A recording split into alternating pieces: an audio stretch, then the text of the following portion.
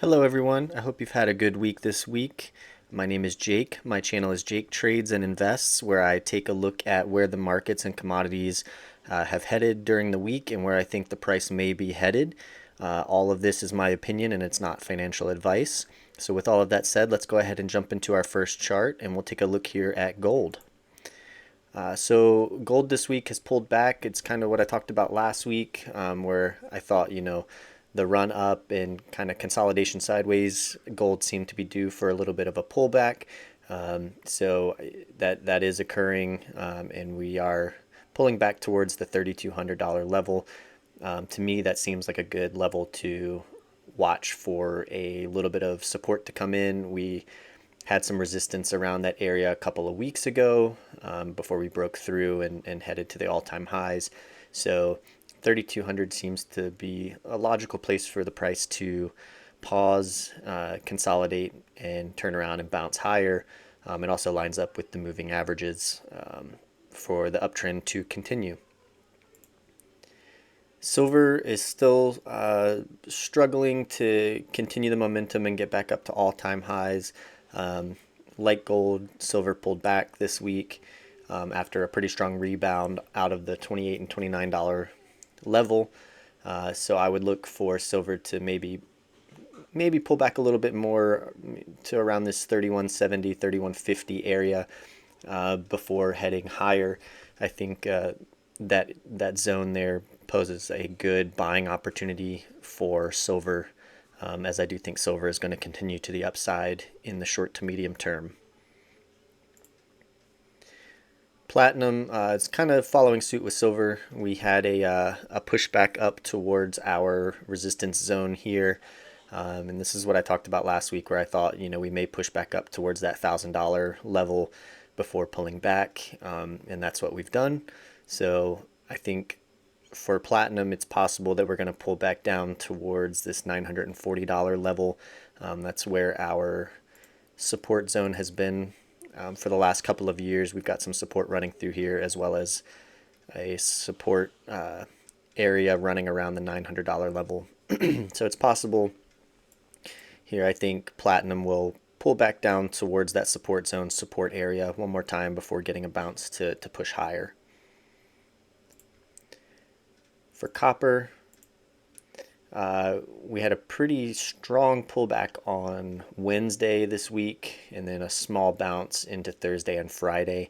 Like the other metals, I think copper is still going to pull back a little bit more and consolidate before continuing higher. But I think in the short to medium term, copper looks good to continue higher.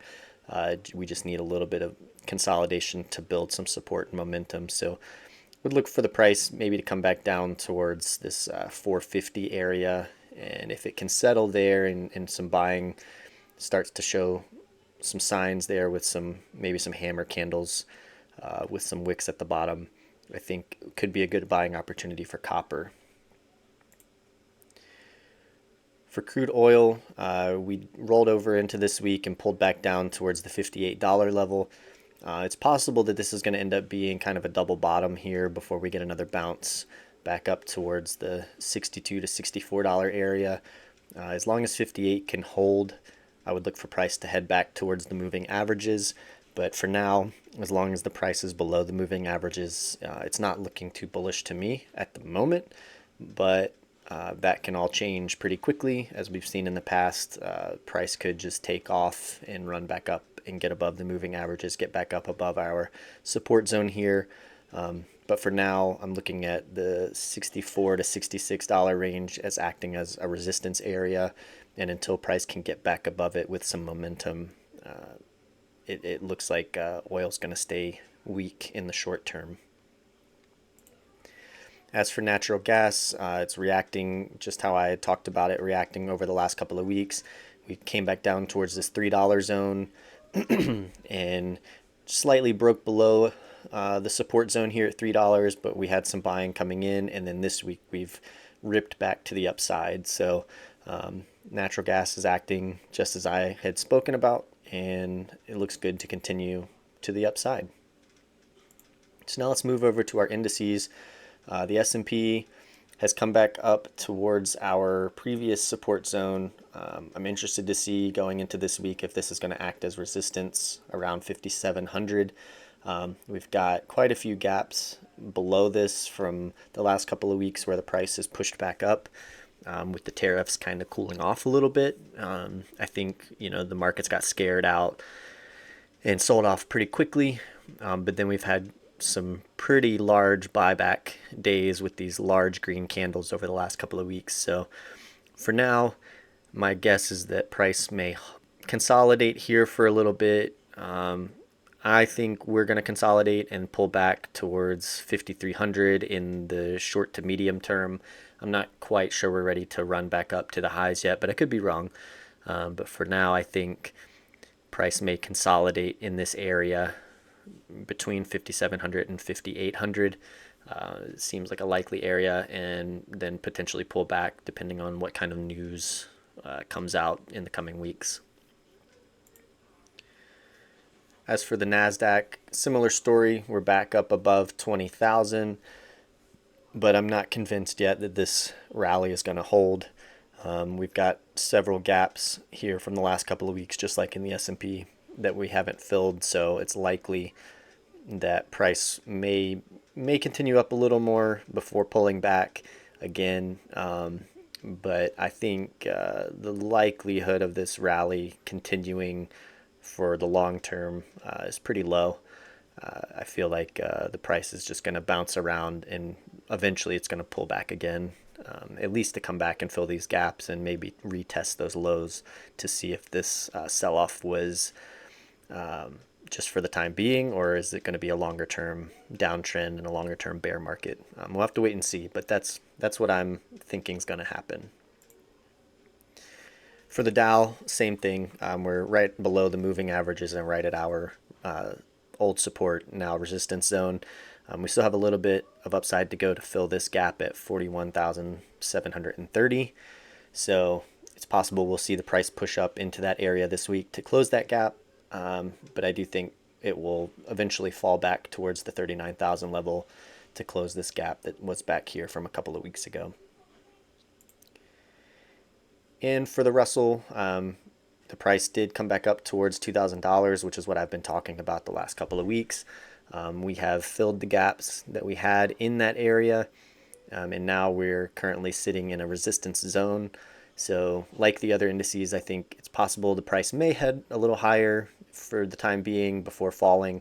It's possible it'll consolidate here before pulling back, but I do think price is going to pull back at some point to fill this gap down here around 1900, and possibly all the way back down to 1800 to tap into that support zone that we've had going back for quite some time. So I'm not too excited about this push up yet. I'm not sure that it's ready to hold, but that's my opinion, and it's likely I could be wrong. But for now, I'm sticking with I think there's going to be another pullback, at least to fill the gaps and maybe retest the lows. And we'll take a look here at Bitcoin. So Bitcoin has continued its strong rally from the last couple of weeks. We're back above 95,000 and looks like we're holding pretty steady. At this point, I think the price could pull back and come back down into our support zone here. Going to extend it out a little bit. So as long as this area can hold, which would coincide with the moving averages heading back up into that area around 91,000, 92,500, somewhere in there. As long as the price can hold above that area, I think Bitcoin looks good to head higher. What we don't want to see is the price roll over and fall through that support zone with momentum, because then this rally may not be as strong as it looks in the short term. But for now, I'm holding that Bitcoin's going to possibly pull back and consolidate for a little bit before heading higher and build a little more momentum. So that's all I have for this week. I appreciate anyone that tuned in and has checked out any of my videos.